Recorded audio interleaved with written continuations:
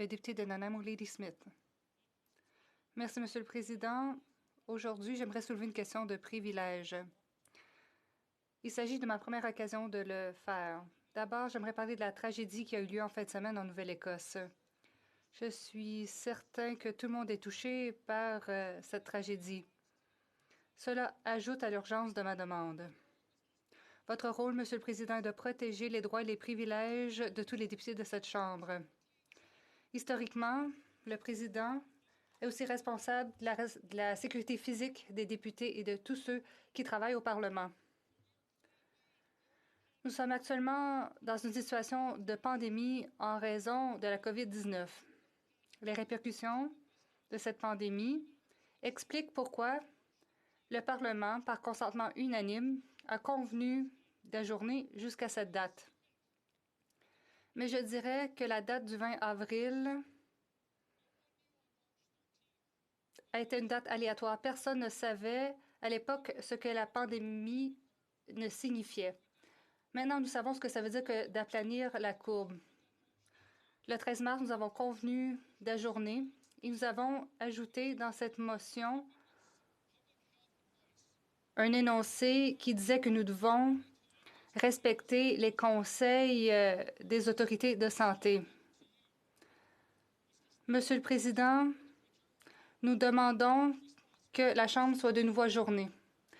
Nous avons fait connaître cette demande au moyen d'une lettre.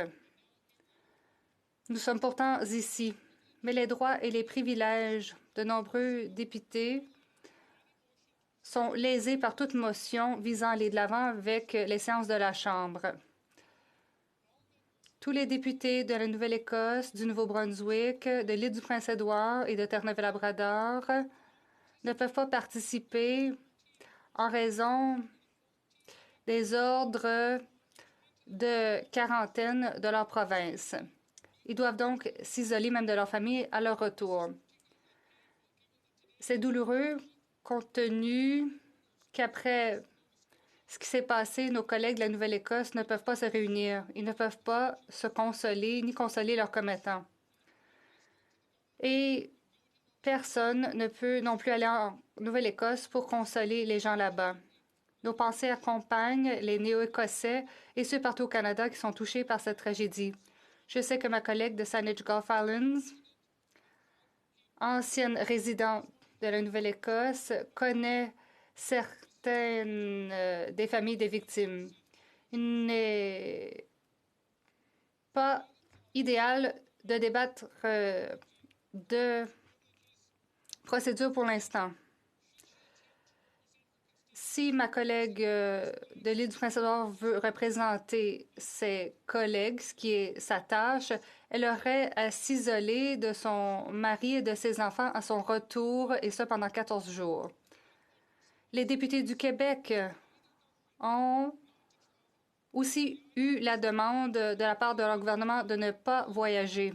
D'être ici à Ottawa est un affront aux efforts du gouvernement québécois. Sont violés. Le Parlement n'est pas un club de débat pour les grands groupes politiques. Les partis politiques ne sont pas mentionnés dans notre Constitution. Le Parlement est une assemblée de députés élus. Tous les députés sont égaux, tout comme leurs commettants et leur circonscription. En ce jour, c'est du territoire inconnu. On tente de modifier les règles et les procédures qui protègent les démocraties parlementaires de Westminster depuis des décennies. Les règlements évoluent, mais le président doit protéger les droits de chacun des députés. Dans une pandémie, ça veut dire que le président doit continuer les débats et je vous demande, Monsieur le Président, d'accueillir mon point de privilège et je vous demande de renvoyer la question au comité de la procédure et des affaires de la Chambre qui se réunit actuellement virtuellement. Vous devez protéger la Chambre. J'espère que vous allez nous informer des dates de séance du comité ou de la Chambre. Il faut attendre que chaque député puisse exercer ses droits et ses privilèges dans cette Chambre. Je vous demande de tenir compte des désirs des gens de cette Chambre. Nous devons continuer une période de questions virtuelles. Nous pourrons nous réunir seulement lorsque un besoin sera cerné. Merci, Monsieur le